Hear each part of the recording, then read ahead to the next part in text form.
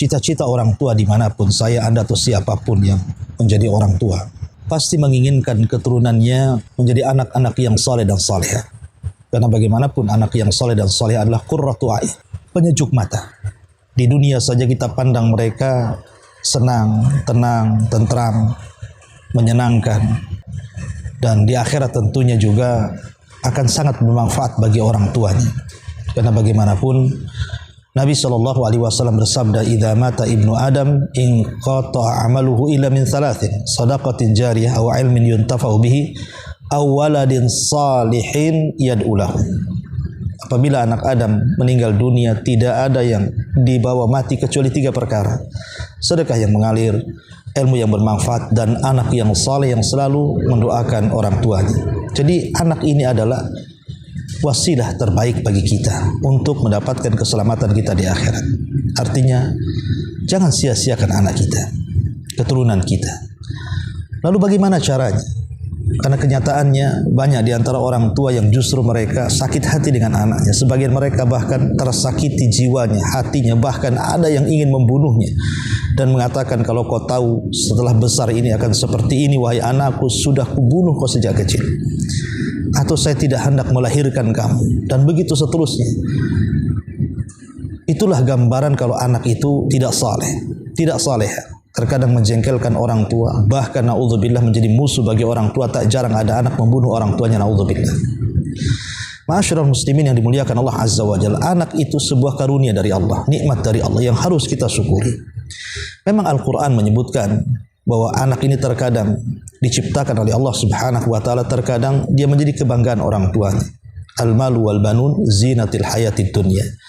Harta dan anak itu terkadang jadi zina, perhiasan, kebanggaan orang tuanya.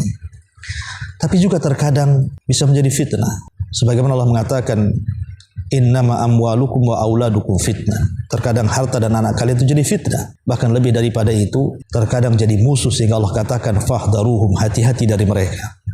Tapi tentu dari ini semua yang kita harapkan adalah yang terakhir, yang keempat, yang kita disuruh berdoa kepada Allah Subhanahu wa taala, "Rabbana hab lana min azwajina wa dzurriyyatina qurrata a'yun waj'alna lil muttaqina imama." Kita ingin keturunan kita itu qurrata a'yun, betul-betul menjadi penyejuk mata orang tuanya, sedap dipandang di dunia dan sangat bermanfaat untuk akhirat kita.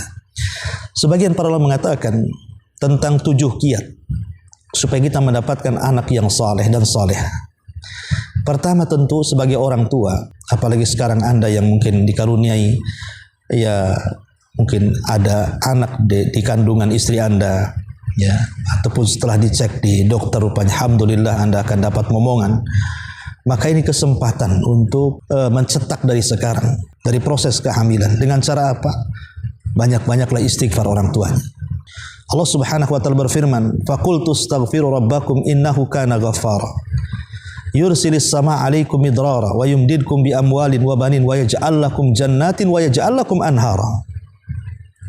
Nuh alaihi salam mengatakan kepada kaumnya, beristighfarlah kepada Rabb kalian, karena sungguhnya Rabb kalian adalah Maha Pengampun. Dengan istighfar itu Allah akan turunkan hujan dari langit kepada kalian, dan Allah akan memperbanyak harta dan keturunan kepada kalian. Dan Allah mengatakan, Rasul mengatakan, "Man lazimal istighfar ja'alallahu min kulli dhikin makhraja wa min kulli hammin faraja wa razaqahu Allahu min haitsu la yahtasib." Siapa yang lazimkan istighfar, Allah akan jadikan setiap kesempitannya kelapangan, setiap kegundahannya kegembiraan, dan dia akan diberikan rezeki dari arah yang dia tidak sangka-sangka. Dia akan diberikan rezeki dari arah yang tidak sangka-sangka. Artinya anak yang soleh adalah rezeki. Rizki yang terkadang tidak terkira. Terkadang ada orang tua itu habis-habisan untuk mendidik anaknya, menyekolahkan anaknya, membesarkan anaknya. Tapi setelah besar, tidak diberikan rizki kesolehan kepada anak. Tapi banyak orang tua subhanallah merasa puas dengan pendidikan anaknya. Ketika anaknya sudah besar, sesuai dengan yang dicita-citakan, menjadi anak yang soleh dan soleha. Dan itu rizki tambahan yang luar biasa, yang Allah Subhanahu wa taala anugerahkan kepada kita dengan cara apa? Maka dari sekarang perbanyak istighfar. Astagfirullah, astagfirullah. Minta kepada Allah Subhanahu wa taala dengan istighfar ini agar mendapatkan anak yang saleh. Yang kedua, berdoa. Karena doa ini adalah silahul mukmin, senjatanya orang yang beriman. Bahkan para nabi sendiri. Seperti Nabi Zakaria mengatakan, Rabbi habli min ladunka dzurriyyatan thayyibatan innaka antas samiud du'a. Ya Rabb, anugerahkan kepadaku keturunan yang baik, dan Engkau zat yang maha mendengar setiap doa. Dan juga Nabi Ibrahim alaihi salatu wassalam mengatakan, Rabbi habli minas salihin. Ya Allah, anugerahkan kepadaku keturunan yang saleh. Bahkan Zakaria juga berdoa dalam doa yang lain, Rabbi la tadharni faradan wa huwa khairun warisin, dan banyak lagi. Ya, dalam Quran itu doa-doa para nabi yang meminta keturunan. Dan ini contoh yang terbaik, termasuk juga Nabi SAW mengajarkan seperti itu. Maka jangan lepaskan berdoa. Terus berdoa kepada Allah agar keturunan kita menjadi keturunan yang saleh dan salehah. Kemudian yang ketiga, sari' fil khairat. Perbanyak amal saleh. Orang tuanya perbanyak amal saleh, perbanyak sedekah, rajin salat, rajin puasa sunnah, rajin berdoa. Termasuk juga buatlah amalan-amalan yang tidak tahu kecuali Anda dengan Allah Subhanahu wa taala.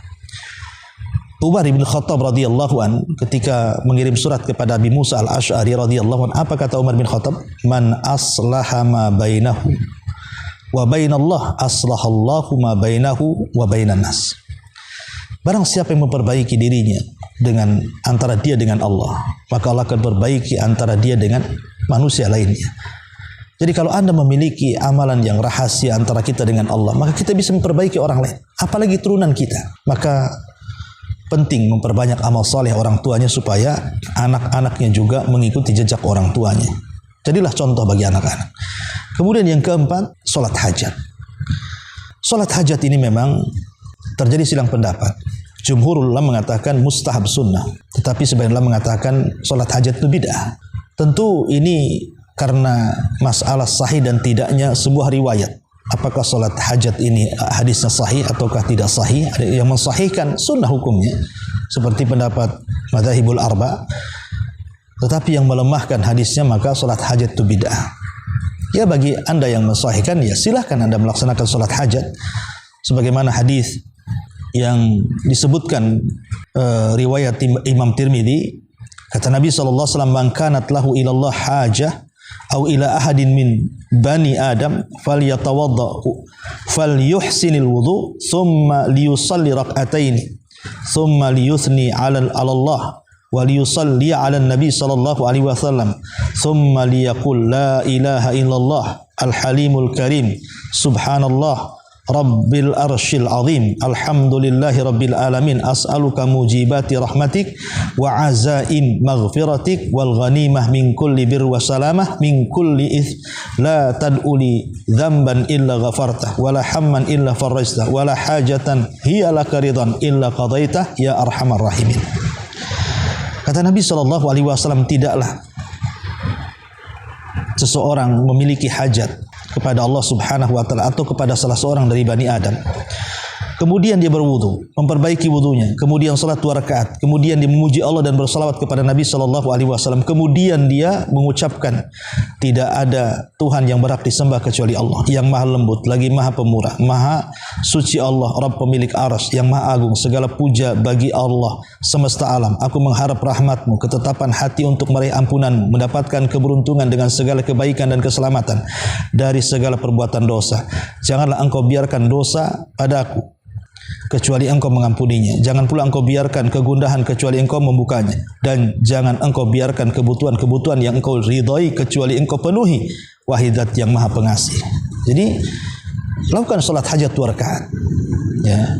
Oke lah kalau seandainya riwayatnya adalah lemah sehingga salat hajat itu sebuah perbuatan bid'ah. Tetapi ada hadis umum yang Nabi SAW dijelaskan oleh para sahabat, idza hazabahu amrun fazia ila shalah. Rasul itu kalau ada perkara yang sangat mendesak maka dia langsung melaksanakan salat, dan Allah juga mengatakan wasta'inu bis sabri was salah.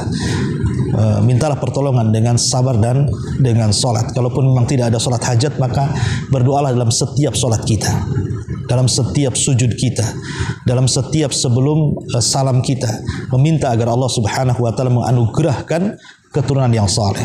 Tapi bagi anda yang mensahihkan, maka lakukan salat hajat, ini sangat bermanfaat untuk keturunan kita, semoga menjadi anak yang saleh dan salehah. Kemudian juga yang kelima tentunya itabatu al-mata.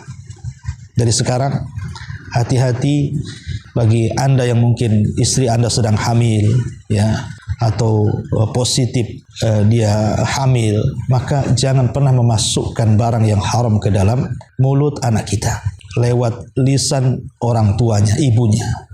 Karena ada riwayat dari Imamul Haramain Abu Ma'ali Al-Juwaini rahimahullahu ta'ala. Jadi ini orang cerdas sekali di zamannya, kalau berdebat tidak pernah kalah.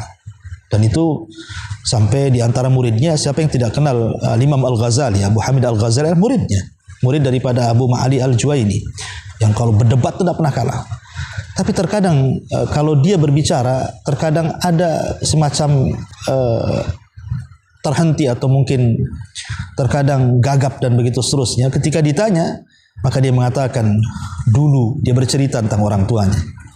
Jadi ayahnya tidak pernah dan bersumpah kepada untuk tidak memasukkan barang yang haram ke dalam lisan ibunya, karena itu akan menyerap kepada anaknya. Dan itu dilakukan oleh ibunya Abu Ma'ali Al-Juwaini ini sampai satu hari beliau diletakkan ketika masih bayi. Ibunya sedang pergi keluar sebentar, rupanya dia menangis, rupanya ada seorang budak, karena kasihan akhirnya disusukan. Ya. Setelah tahu kemudian bapaknya marah, langsung dimasukkan jari ke anaknya, dikhawatirkan hamba sahaya wanita ini memakan yang diharamkan sehingga masuk ke air susunya dan terminum oleh anaknya, langsung dimasukkan jarinya ke mulutnya untuk dikeluarkan. Sampai seperti itu, karena dia hendak mencetak anak yang saleh. Maka ini penting, jangan masukkan barang-barang yang haram ke dalam rumah kita, karena ini yang menjadikan anak kita tidak saleh dan tidak salehah.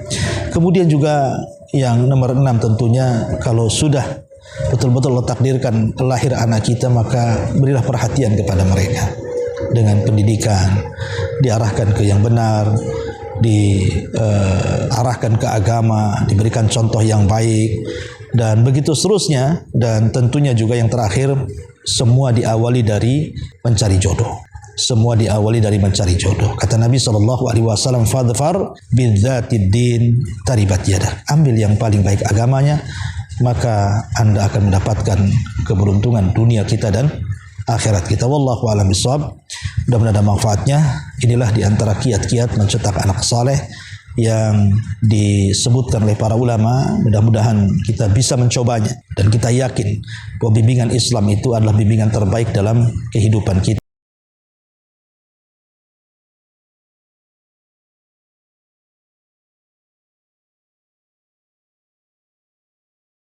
Subhanallah